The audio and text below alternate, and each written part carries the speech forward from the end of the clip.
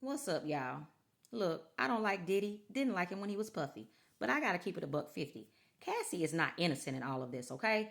Especially with the testimony that came out today. You can't make me believe that she is.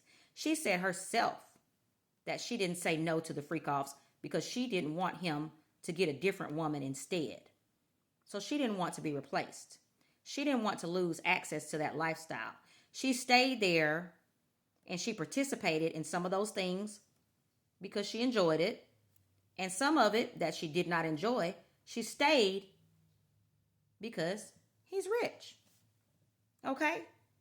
If Diddy was just regular old Sean that drives a forklift at the warehouse at the factory up the road, she would not have took no ass whippings for 10 years. Okay? She would have got the hell on. She might have stayed around for like 10 months until she got her income tax and got her a little apartment or something, a little hoopty, and got the hell on. But being for real though, I'm just keeping it a buck 50. If he was a regular working dude, she would not have stuck around for that shit. It was the money. It was the fucking money, the fame, the fortune, and keep it real, the dope. Because she talked about they used a lot of drugs.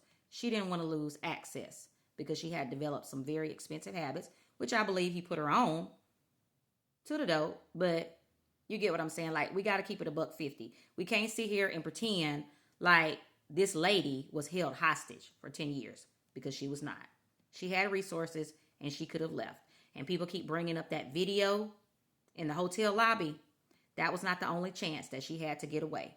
The same way she got away to sneak off to go lay up with Mr. Fine, her new dude, she could have snuck off and got the hell on sooner than she did. But she wanted to stay until she was ready to leave. Okay? And I saw the footage where the dude was running out the courtroom. I guess because he had heard some shit he didn't know he was going to hear, or maybe he wasn't prepared to hear, or I don't know. But it made me think about when Meg was on the stand and then Party ended up getting real quiet and people were like, oh, he's supporting her. I said, nah, they done broke up because she done embarrassed this man because she didn't tell him what really went on. Okay? So when y'all lying to these men about what y'all really did and then you get on the stand, it's going to come out. Now, I'm not saying you got to tell everybody your private stuff that you don't want to tell them. Your life is your life. You have every right to keep certain things private. So just tell that man, say, hey, I don't really want to talk about that part of my life, or this is something private. I don't talk about it. I don't want to tell you. Just tell the man that. Don't lie about it, because I'm telling you, when they get you on that stand and you got to tell how you was really wilding out, that man is going to get embarrassed. So anyway, that's just my take from today's freak off news. And I still don't see no big crime as far as like to justify a RICO. I see domestic, VIOL, Lord. Y'all gonna think I'm slow.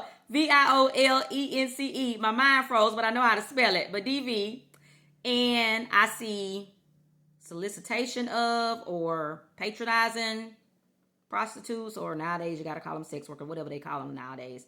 And I see distribution of or possession of controlled substance, narcotics, whatever. But I don't see no RICO. He nasty than a motherfucker, but that ain't no crime. He nasty as hell. But anyway, all right, y'all. Peace out.